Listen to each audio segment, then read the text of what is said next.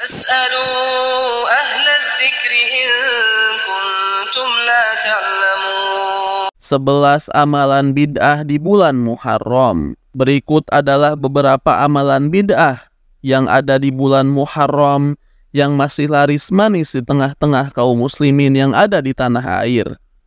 Yang pertama, keyakinan bahwa bulan Muharram bulan keramat. Keyakinan semacam ini masih bercokol pada sebagian masyarakat di tanah air kita. Atas dasar keyakinan ala jahiliyah inilah banyak di kalangan masyarakat yang enggan menikahkan putrinya pada bulan ini karena alasan akan membawa sial dan kegagalan dalam berumah tangga.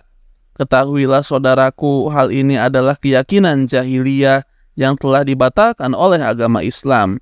Kesialan tidak ada sangkut pautnya dengan bulan, baik Muharram, Safar, atau bulan-bulan Islam yang lainnya. Yang kedua, doa awal dan akhir tahun. Syekh Bakar bin Abdillah Abu Zaid berkata, tidak ada syariat ini sedikit pun doa-doa atau zikir-zikir untuk awal tahun. Manusia zaman sekarang banyak membuat bid'ah berupa doa, zikir, atau tukar-menukar ucapan selamat. Demikian pula puasa awal tahun baru, menghidupkan malam pertama bulan Muharram dengan sholat, zikir, atau doa, puasa akhir tahun, dan sebagainya yang semua ini tidak ada dalilnya sama sekali. Yang ketiga, peringatan tahun baru Hijriyah. Tidak ragu lagi perkara ini termasuk bid'ah. Tidak ada keterangan dalam as-sunnah anjuran mengadakan peringatan tahun baru Hijriyah. Perkara ini termasuk bid'ah yang jelek. Yang keempat, puasa awal tahun baru Hijriyah. Perkara ini termasuk bid'ah yang mungkar. Demikian pula puasa akhir tahun termasuk bid'ah, hanya dibuat-buat yang tidak berpijak pada dalil sama sekali. Barangkali mereka berdalil dengan sebuah hadis yang berbunyi, barang siapa yang puasa pada akhir hari Zulhijjah dan puasa awal tahun pada bulan Muharram, maka dia telah menutup akhir tahun dengan puasa dan membuka awal tahunnya dengan puasa. Semoga Allah menghapuskan dosanya selama 50 tahun. Hadis ini adalah hadis yang palsu menurut timbangan para ahli hadis. Yang kelima, menghidupkan malam pertama bulan Muharram. Syekh Abu Syamah berkata, tidak ada keutamaan sama sekali pada malam pertama bulan Muharram. Aku sudah meneliti asar-asar yang sahih maupun yang lemah dalam masalah ini. Bahkan dalam hadis-hadis yang palsu juga tidak disebutkan. Aku khawatir aku berlindung kepada Allah bahwa perkara ini hanya muncul dari seorang pendusta yang membuat-buat hadis. Yang keenam, menghidupkan malam hari Asyura. Sangat banyak sekali kemungkaran dan bid'ah-bid'ah yang dibuat pada hari Asyura. Kita mulai dari malam harinya, banyak manusia yang menghidupkan malam hari Asyura, baik dengan sholat, doa, dan zikir atau sekedar berkumpul-kumpul. Perkara ini jelas tidak ada tuntunan yang menganjurkannya.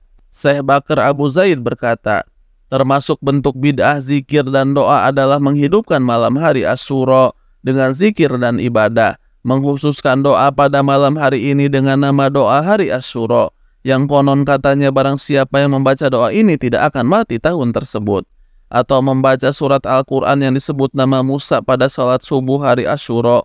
Semua ini adalah perkara yang tidak dikehendaki oleh Allah, Rasulnya, dan kaum mukminin. Yang ketujuh, sholat Asyura. Sholat Asyura adalah sholat yang dikerjakan antara waktu duhur dan asar, 4 rakaat. Setiap rakaat membaca Al-Fatihah sekali, kemudian membaca ayat kursi 10 kali, surat Al-Ikhlas 10 kali, surat Al-Falaq dan An-Nas 5 kali. Apabila selesai salam, istighfar 70 kali. Orang-orang yang menganjurkan sholat ini dasarnya hanyalah sebuah hadis palsu. Asy-Syuqairi berkata, hadis sholat Asyura adalah hadis palsu. Para perawinya majhul atau tidak diketahui, sebagaimana disebutkan oleh As-Suyuti dalam Al-Ala'i Al-Masnu'ah. Tidak boleh meriwayatkan hadis ini lebih-lebih sampai mengamalkannya. Yang kedelapan, doa di hari Asyura.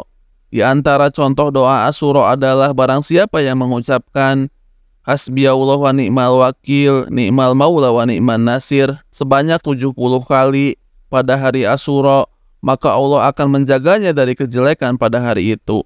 Doa ini tidak ada asalnya dari Nabi SAW, para sahabat maupun para tabi'in. Tidak disebutkan dalam hadis-hadis yang lemah apalagi yang sahih. Doa ini hanya berasal dari ucapan sebagian manusia. Bahkan sebagian Syekh Sufi ada yang berlebihan bahwa barang siapa yang membaca doa ini pada hari Asyura, dia tidak akan mati pada tahun tersebut. Ucapan ini jelas batil dan mungkar karena Allah telah berfirman, sesungguhnya ketetapan Allah apabila telah datang tidak dapat ditangguhkan kalau kamu mengetahui. Quran Surat Nuh ayat 4. Yang kesembilan, memperingati hari kematian Husain. Pada bulan Muharram, kelompok Syiah setiap tahunnya mengadakan upacara kesedihan dan ratapan dengan berdemonstrasi ke jalan-jalan dan lapangan, memakai pakaian serba hitam untuk mengenang gugurnya Husain. Mereka juga memukuli pipi mereka sendiri, dada dan punggung mereka, menyobek saku, menangis, berteriak dengan histeris dengan menyebut, "Ya Husain, ya Husain." Lebih-lebih pada tanggal 10 Muharram, mereka lakukan lebih dari itu.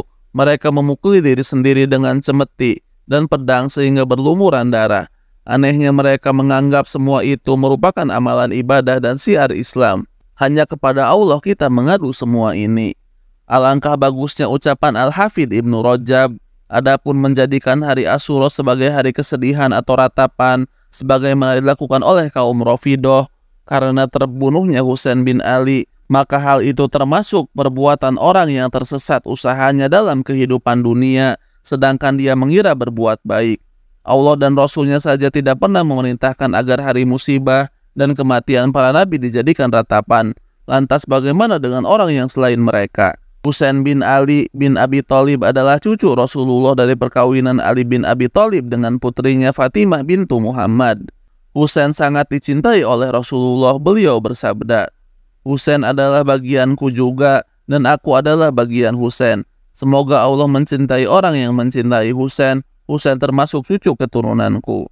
Husain yang terbunuh pada peristiwa yang sangat tragis, yaitu pada tanggal 10 Muharram tahun 61 Hijriah di sebuah tempat bernama Karbala. Karenanya peristiwa ini kemudian lebih dikenal dengan peristiwa Karbala. Namun, apapun musibah yang terjadi dan betapapun kita sangat mencintai keluarga Rasulullah, bukan alasan untuk bertindak melanggar aturan syariat dengan memperingati hari kematian Husain. Sebab peristiwa terbunuhnya orang yang dicintai Rasulullah sebelum Husain juga pernah terjadi seperti terbunuhnya Hamzah bin Abdul Muthalib, dan hal itu tidak menjadikan Rasulullah dan para sahabatnya mengenang atau memperingati hari peristiwa tersebut, sebagaimana yang dilakukan oleh orang-orang Syiah untuk mengenang terbunuhnya Husain. Yang ke-10, peringatan hari sukacita. Yang dimaksud hari sukacita adalah hari menampakkan kegembiraan, menghidangkan makanan lebih dari biasanya, dan memakai pakaian bagus. Mereka yang membuat acara ini ingin menyaingi dan mengganti hari kesedihan atas peristiwa terbunuhnya Husain dengan kegembiraan, kontra dengan apa yang dilakukan orang-orang Syiah. Tentunya acara semacam ini tidak dibenarkan karena bid'ah tidak boleh dilawan dengan bid'ah yang baru. Dan tidak ada satu dalil pun yang membolehkan acara semacam ini. Yang ke-11, berbagai ritual dan adat istiadat di tanah air. Di tanah air kita, apabila telah datang hari Asyura, kita akan melihat berbagai adat dan ritual yang beraneka ragam dalam rangka menyambut hari istimewa ini. Apabila kita lihat secara kacamata syar'i, adat dan ritual ini tidak lepas dari kesyirikan, seperti meminta berkah dari benda-benda yang dianggap sakti dan keramat. Bahkan yang lebih mengenaskan lagi, sampai kotoran sapi pun tidak luput untuk dijadikan alat pencari berkah. Wallahu a'lam.